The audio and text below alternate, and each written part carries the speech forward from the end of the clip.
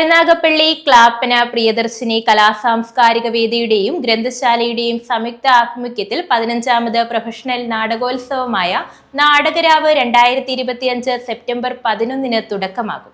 ഇലസ്കോ electric സ്കൂട്ടറുകൾക്ക് വമ്പൻ ഓഫറുകളുമായി Akhil vision Cheriyanad Chengannur.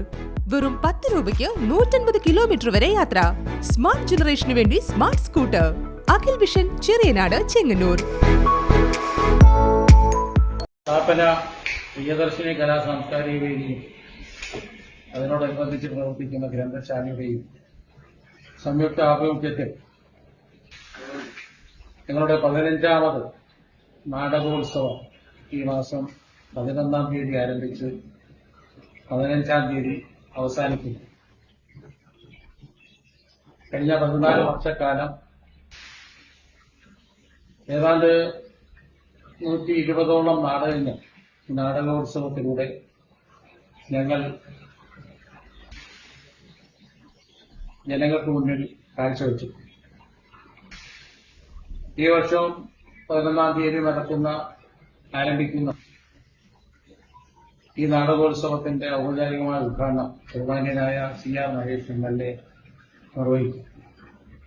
അതോടൊപ്പം തന്നെ നമ്മുടെ ഫ്ലവേഴ്സ് ടിവിയിലെ കോമഡി ഷോ താരങ്ങളായ രാജേഷ് കൊട്ടാരത്തിൽ, സുജിത് ടോമി, ഹരി റാമി എന്നിവരെ ആദരിക്കുന്ന ഒരു ചടങ്ങ് കൂടി ഏർപ്പെടുത്തി.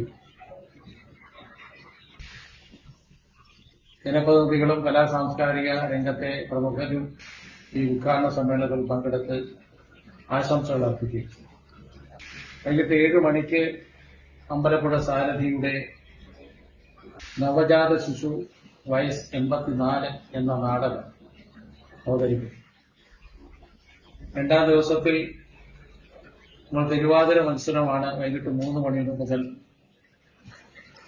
പരിപാടിയുടെ ഭാഗമായി നടത്തും.